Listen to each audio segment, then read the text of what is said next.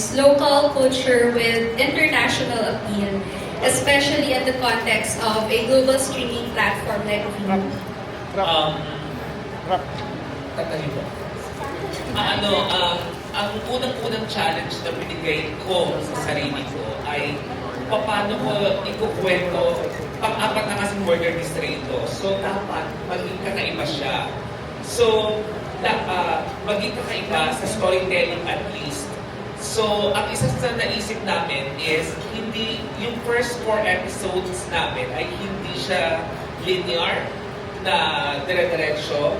Per episode namin, hinighlight namin ang isa dun sa apat. So, bali first 4 episodes, ang kwento ng isa sa mga babae at yung mga motivations nila sa pagpatay kay Zack. Kung paano sila, quote-unquote, na-abuse, na-loko, sinaktan ni Zack. So, that way, kakaibang presentation ang nagawa namin.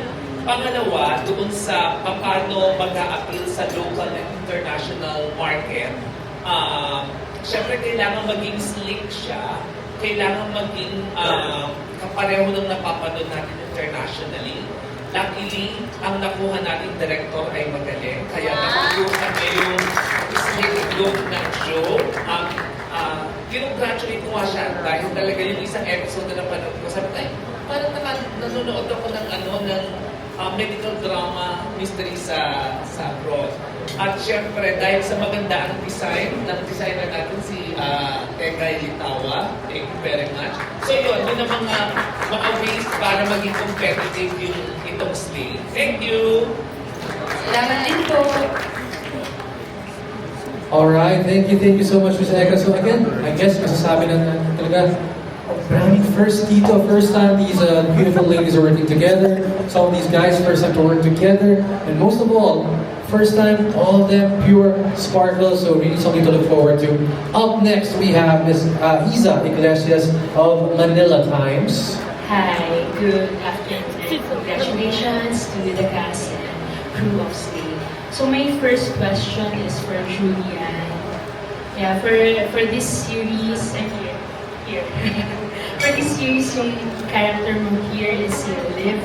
So she portrays yung like strong, independent, empowered woman. No? So apart from that characteristics, what drew you to the role and how did you prepare for the character of Liv?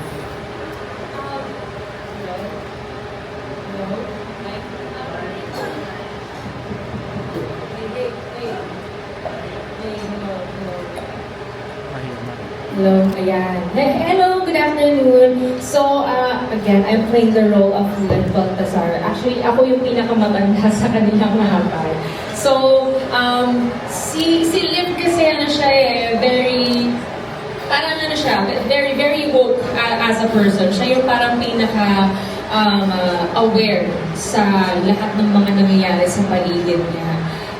Meron din siyang pagka-mysterious in a way, but she's also very charismatic, very loving siya as a daughter, as a friend.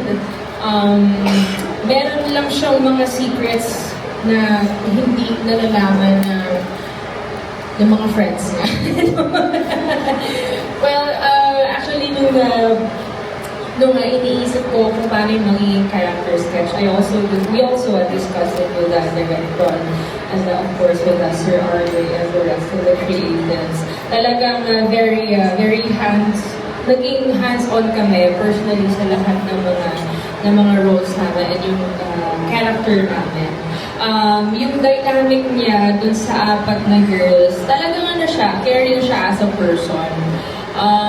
Yung dynamic naman niya sa kanyang nanay, si Miss Matep, very cool siya, very cool silang family. Kasi lumaki ako na nanay ko lang ang nagpalaki sa akin. So, talagang makikita mo doon yung sense of empowerment and yung independence niya as a person. And then, syempre, may mga mag-unfold ng mga secrets sa kanya at yung mga malalaman about her. And kailangan ninyong abangan kung siya ba talaga yung pumatay kay Zack, or kung sino ba sa amin. Kasi you never really know, as the story progresses talaga, marami pang mga malalaman, marami pang mga pasabog na kailangan ninyong abangan. And yun, thankful ako kasi first time kong nabigyan ng ganitong klaseng role. So abangan ninyo kung ano pa yung magiging character development dito ni Liv hanggang sa matapos yung buong shoot. Thank you. And then for my next question is for Gabby. Hi, Gabby. Hi, Yung character mo dito naman is si Amelie, am I correct? Yes. So si Amelie naman yung role mo dito, parang medyo monotonous yung life niya, repeated, a little boring and all. And then transform yung life niya into very intriguing or on the dangerous side. So, ano yung mga challenges on portraying that role? And also, sorry, Obstacle course tayo. and then yun, apart from the challenges sa role, paano mo nababalance yung time mo with, be serious, and then ang dami pa nangyayari sa career mo with hosting and To answer your first question regarding the turnaround of my character here in Slave, it's actually very, I had to be cautious about it because it's a very sensitive turnaround. We're talking about scandals or videos, which is a very sensitive topic nowadays. So I'm just very blessed and lucky to be guided by Direk Rod.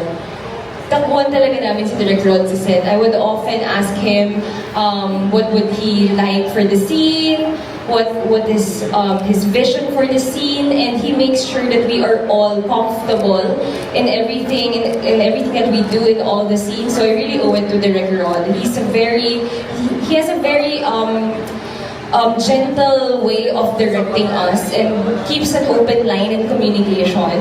Kaya hindi naging mahirap yung trabaho din namin because of Direk. So, let's give Direk Rod a round of applause for that. Ayun. So, second, when it comes to managing my time, very happy for Sparkle. Thank you, Sparkle, for making everything possible. I also do not know how they juggle my schedule because I'm doing 3 projects right now. I'm doing Sandra's Slay and of course PBB. So I'm very lucky that I get to do all of these things. I get to do what I love. I get to host, to act. At the same time, I get to relive Alena because they manage my schedule so well. So ayun, yun lang. Thank you. Alright, so a while ago, binigyan na natin si Ms. Matet. We also have a terrific cast of supporting actors here. We have Ms. Matet, Sir Bernard, Jane Macapagal, and John Lucas as well. So yeah, something to look forward to, and surely they will highlight the acting prowess of this terrific cast on stage. Up next, we have Kat Levitt of Philstar.com. Hi, good afternoon. I have a question for Derek, the man of the hour. Miss Annette earlier said that you were the big revelation